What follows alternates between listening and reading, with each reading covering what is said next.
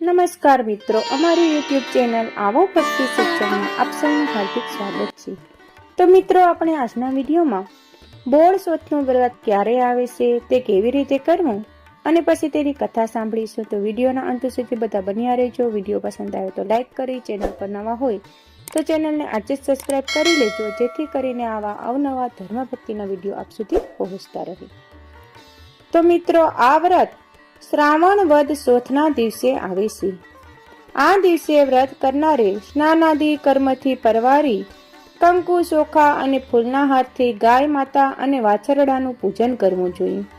આ દિવસે એકટાણું કરવું જોઈએ અને વ્રત કરનારે એ દિવસે કોઈ પણ ઘઉંની બનેલી વસ્તુઓ ખાવામાં લેવાની નથી। આમ આ વ્રત કરી અને આપણે આપણી ગાય માતા અને વાછરડાનું પૂજન કરી અને પછી તેની કથા સાંભળવી જોઈએ। હવે મિત્રો, આપણે બોળ ચોથના વ્રતની કથા સાંભળીશું। તો રામપુર ગામમાં એક નાની ઓરડીમાં ચાસુ વહુ રહેતા હતા। તેઓ બંને વિધવા હતા। માંડ માંડ પોતાનું ગુજરાન ચલાવતા હતા। માલ મિલકતમાં ગણો તો માત્ર ગાય અને વાછરડું હતું। શ્રાવણ વદ ચોથનો પવિત્ર દિવસ આવ્યો। સાસુ નદીએ નાહવા માટે ઉપડ્યા। તેઓ જતા જતા વહુને કહેતા ગયા, અરે વહુ બેટા, આજે બોળ ચોથ છે। હું નાહીને આવું ત્યાં સુધીમાં ઘઉંલાને ખાંડી અને રાંધીને રાખજે। વહુએ સાસુની વાત સાંભળી। જોગાનું જોગ એમના વાસરડાનું નામ પણ ઘઉંલો હતું। તે વાસરડાનો રંગ ઘઉંના જેવો હોય તેથી એનું નામ ઘઉંલો પાડ્યું હતું। વહુએ વિચાર્યું, કયો ઘઉંલો ખાંડીને રાંધવાનો છે, ઘઉંલાનું ધાન કે વાછરડાના ઘઉંલાને? જો કે વહુમાં બુદ્ધિની થોડી ઉણપ હતી। તે તો ઉપડી સીધી ગાયના ગમાણે। ત્યાં જઈ તેણે ઘઉંલાને વાછરડાને વધેરી નાખ્યો અને મહા મુસીબતે ખાંડણીમાં ખાંડી હાડલામાં નાખી ચૂલે રાંધવા મૂક્યો।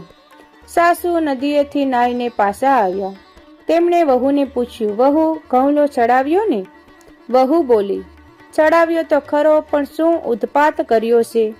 ઘણો જોરવર માંડ માંડ વધેર્યો અને ખાંડવામાં તો મારા હાથમાં ચાલા પડી ગયા। આ સાંભળી સાસુના પેટમાં ફાર પડી।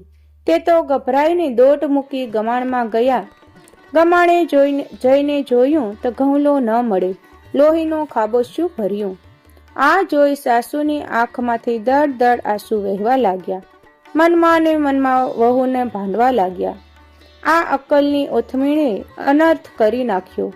પણ હવે શું થાય? આજે બોળ ચોથ છે।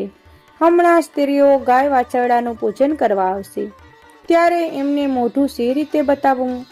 સાસુએ તો ઘઉંલાવાળું હાડલું ટોપલામાં મૂક્યું અને વહુને માથે મૂકીને ગામની બહાર ઉકરડામાં જઈને દાટી દીધું। પછી ઘરે આવી સાસુ વહુ તો અંદરથી કમાડ બંધ કરી સાના માના આંસુ સારતા બેસી રહ્યા। હવે ઘઉંલાની માં ચરવા ગયેલી તે ગમાણે પાછી આવી। તે ગંધે ગંધે ઉકરડે ગઈ અને ઉકરડામાં જઈ એને હાડલામાં શીંગડું માર્યું કે તરત જ હાંડલું ફૂટી ગયું અને તેમાંથી વાછરડો કૂદીને ઊભો થયો। તે માને બચબચ ધાવવા લાગ્યો। હાંડલાનો કાઠલો એમની ડોકમાં રહી ગયો। પ્રથમ પહરે ગામની સ્ત્રીઓ હાથમાં પૂજાની થાળી લઈ પૂજા કરવા આવી। જોયું તો કમાંડ વાસેલા સાકર ખખડાવીને બૂમ પાડી, અરે ભોગણ ભીંડીને કેમ બેઠા છો? બારણા ખોલો, અમે પૂજા કરવા આવ્યા છીએ। અંદર બીકના માર્યા થર થરતા સાસુ વહુ તો શું જવાબ આપે? એટલામાં ગાય અને ઘઉંલો દોડતા આવ્યા।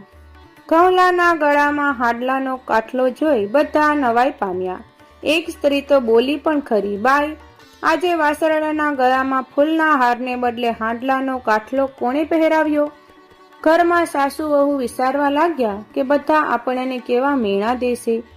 વહુએ કમાણની તિરાડમાંથી જોયું તો સાસે જ ઘઉંલાને જીવતો દીઠો। એના ગળામાં હાંડલાનો કાંઠો લટકતો હતો। વહુ બોલી, બા, જુઓ તો ખરા, આપણો ઘઉંલો જીવતો છે। સાસુને વહુની વાત પર વિશ્વાસ ન આવ્યો। તેમણે પણ કમાણની તિરાડમાંથી જોયું તો ઘઉંલો પોતાની માતાની બસ બસ ધાવતો હતો। સાસુના હરખનો પાર ન રહ્યો। તેમણે ઘરના કમાડ ઉગાડ્યા અને સાસુ વહુ બહાર આવ્યા। તેમને બધી સ્ત્રીઓને આવકાર આપી સાચી હકીકત કીધી. પછી હરસારું સારતા કહ્યું, બહેનો, તમારા વ્રતના પ્રતાપે જ ઘઉલો સજીવન થયો છે. અમારાથી તો અજાણતા ઘોર પાપ થઈ ગયું હતું. સાસુએ ઘઉલાના ગળામાંથી કાટલો કાઢી ફૂલહાર પહેરાવ્યો. પછી સૌએ ભેગા મળી ગાય અને વાછરડાની પૂજા કરી. સાસુએ ગાય માતાના કાનમાં કહ્યું, હે ગાય માતા, સત તમારું અને વ્રત અમારું. તે દિવસથી ગામની તમામ સ્ત્રીઓએ બોળ ચોથનું વ્રત કરવાનો નિર્ણય લીધો. તે દિવસે ખાંડવું નહીં, દળવું નહીં, એમ કહેવાય છે કે ગાય માતાના શરીરમાં 33 કરોડ દેવતાઓનો વાસ છે. માટે બધા ગાય માતાની પૂજા કરે છે. હે ગાય માતા, આ વ્રત કરનાર તમે ગોરાણીની માફક ફરજો. તો મિત્રો, આ વિડીયોમાં આપણે બોળ ચોથની વ્રતની શું માહિતી છે તે મેળવી અને તેની કથા સાંભળી. વિડીયો પસંદ આવ્યો હોય તો લાઈક કરજો. હવે નવા વિડીયો સાથે મળીશું. ત્યાં સુધી સૌને જય સિયારામ. જય